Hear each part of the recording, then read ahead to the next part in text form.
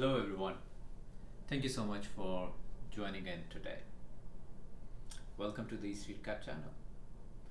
Today I want to talk about financial modeling and hopefully give you some ideas of what are some of the best practices that you can follow while you put together a financial model for your business.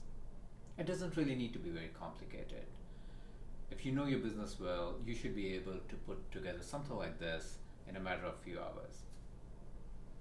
There are a few best practices that I like. One of them is consistency. What I mean by consistency is follow a color scheme to help your reader follow along. For example, if there's an assumption, I like to give the background of that cell as yellow. Or if there's a number that is hard coded, I like it to be blue. Or a number that is driven off a formula, I like it to be black. Whatever it is that works for you, tell the reader what to expect. The other basic things are write the name of your company, prepared by which person, and then if there's a contact email that you want to give, this is my contact email, our team's contact email if you want to reach us for anything. The other thing I like is I want to have different tabs for input and output. I like all my assumptions in one tab or multiple tabs, but clearly laid out that those are the assumption tabs. That's the only place where I'm going to actually make any edits while I'm trying to review or play around with my model. The output tab, which in this case is the income statement tab, is something that I don't touch. I don't make any changes to once the model is built. The only place for me to go and change any number should be the assumption tab rather than the income statement or the output tab that you may have. The third thing I like to do is I want to keep a matrix sanctity. And what does that really mean? What that really means is I like to have all the months and the columns to be consistent across tabs. For example, month 1 is in column H here. Month 2 is in column I. If I go to the second tab, which is the income statement tab, you will see the same thing. Month 1 is in column H, month 2 is in column I. And what that really helps me do is if I'm reviewing the formula, for example out here, you can see the formula assumptions tab H4 times assumption tab H8 times assumption tab H11. Everything is in column H. If I am auditing my file and if I see that the assumption tab I cell is referenced, something could be going wrong. So that's why I want to keep it very, very consistent.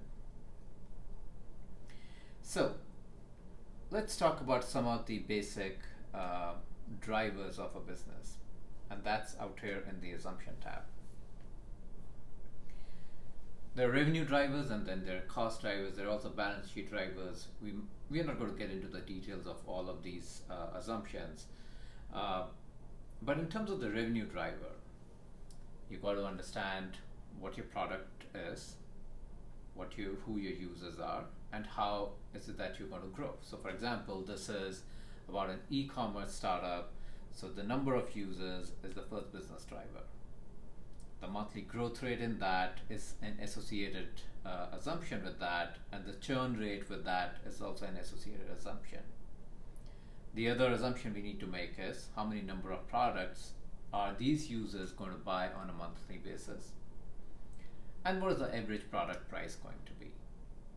So if we have these assumptions, that is what is going to help me drive the revenue line, and that is going to be consistent across all the different columns out here, which is basically across all the different months. The second thing we need to start thinking about is the cost side. And within the cost side, many times the headcount costs are one of the big drivers in your business.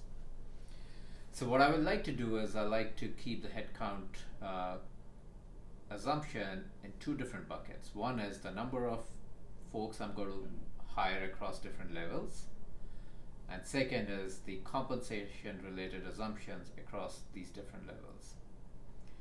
So all these assumptions, you see the yellow ones, are basically my assumption on the annual salary that somebody cash basis only out here that we're going to spend, and then this is basically just a monthly divided by that. So this is very, very simplistic. Obviously it is going to be very different when we do it in a real life scenario. The second thing is how many number of people at all of these levels are we going to hire, and then basically the headcount cost is essentially a multiple of these two set of assumptions.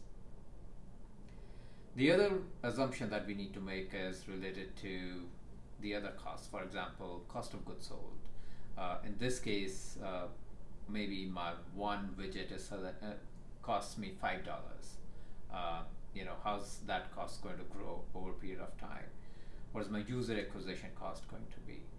So whatever your assumptions are related to, let's say, the revenue side, your cost side assumptions need to match up as well. So once we have laid out all of these assumptions, your income statement should pretty much take all these assumptions and show you the results. For example, in this case, we are making losses for quite some time, and until we are well in the second year. What I also like to do is I like to have a chart, something like this, that helps have a snapshot of how your business is going to be doing over the next 24-month period or so.